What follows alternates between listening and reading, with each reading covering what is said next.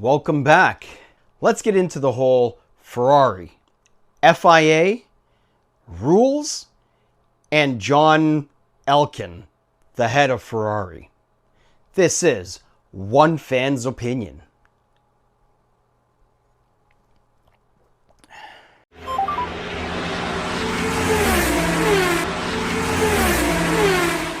Is it me, or does the FIA seem to pick and choose when and who to penalize? It just doesn't seem to make sense. The rules should be consistent across the board.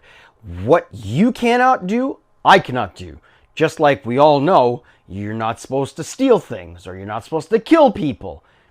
If it applies for you, it's supposed to apply for me.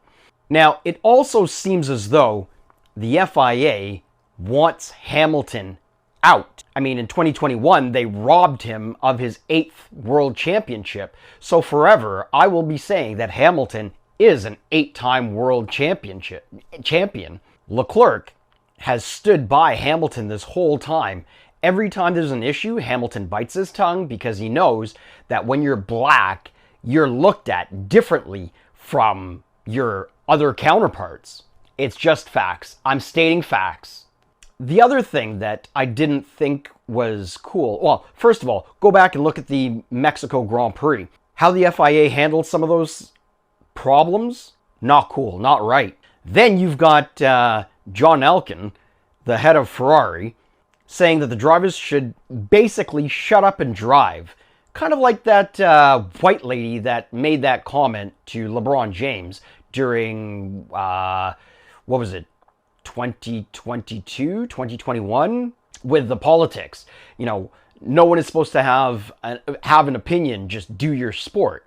The background on Mr. Elkann is, well, first, he's worth $2.8 billion, but he inherited that and inherited the companies that he oversees.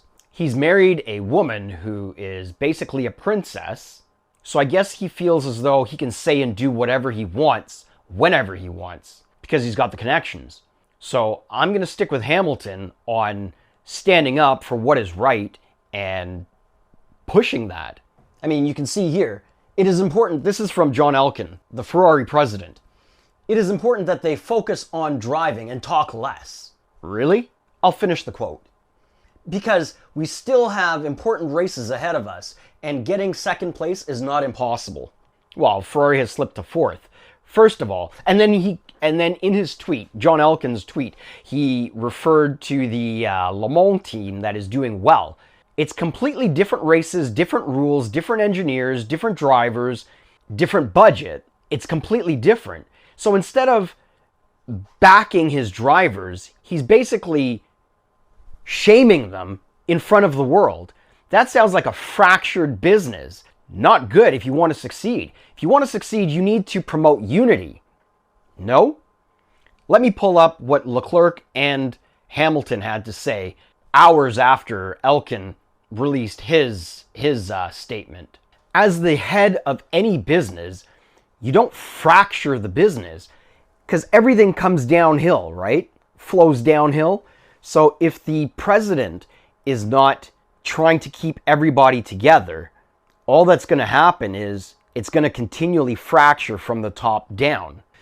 Elkann, if you're listening, if you want to say something, how about you support your drivers, support your team?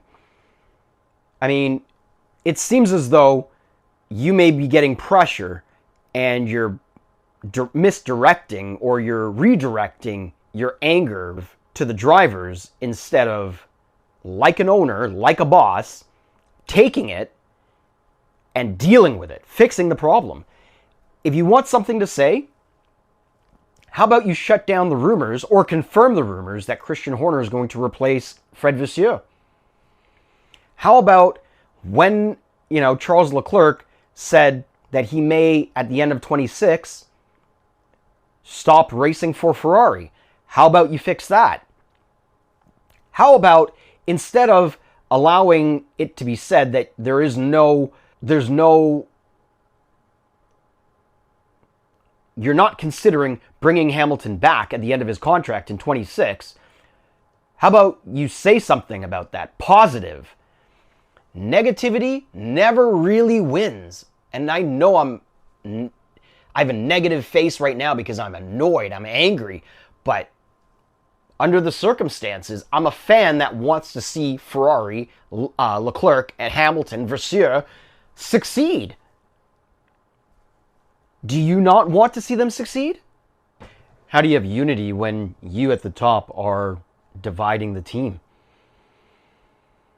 Why would Leclerc or Hamilton defend the team in interviews if the owner, if your boss is trying to make you look bad?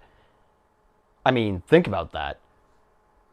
Would you back your boss if every chance they got, they spoke poorly about you amongst the team or amongst the company? It would be very difficult to. Wearing the black shirt because it's a dark time for Ferrari. At this point, instead of focusing on next year,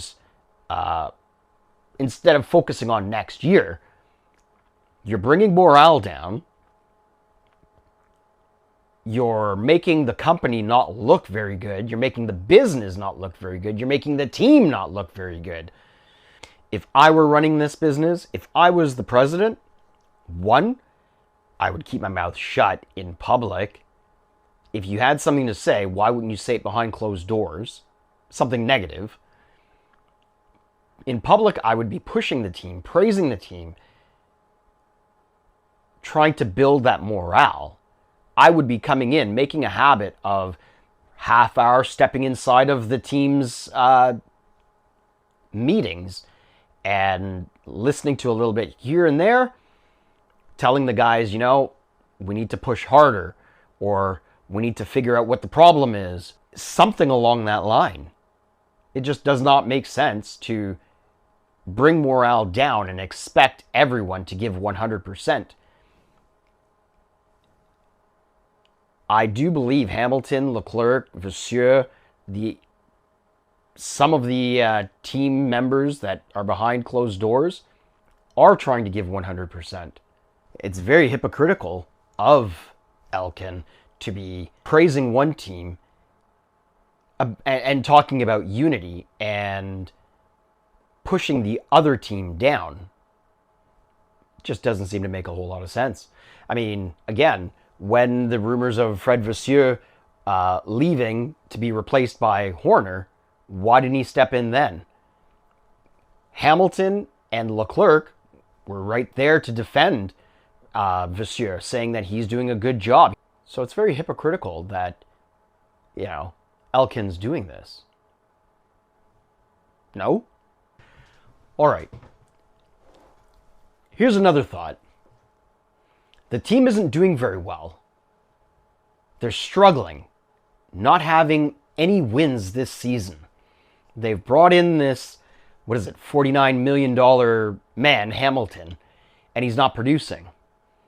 He was producing prior, so wouldn't that tell you it's the car, not the man? And why would Elkin choose now, when the team is down, to expose dirty laundry to the world? Isn't that something you keep in-house? Ferrari, instead of focusing on the future, you can't change the results of the last race. You can't. So instead of focusing on the future, 2026, with their power unit, their chassis, it seems as though they're stuck in the past. Mercedes, Red Bull, Audi, Cadillac, it seems as though they're all focusing on next year. So you're fighting with yourself, essentially, the team, for now, when you should be looking at the future. Write the season off. Focus on next season, with all the big changes. You even have more competitors next year with just as deep pockets. So why don't we focus on next year? The thing is, Ferrari has the pedigree, the history of being in Formula One. So instead of being the leader right now, they're following. Go back to being the leaders that you once were. Focus on the future. Ferrari, focus on the future. Let's do this. All right, well, this was one fan's opinion. Let me know down below what you think. We can have a little conversation. Thanks for watching. 3 more races. Las Vegas. Oh my goodness, Middle East. And Dubai. Let's see what happens.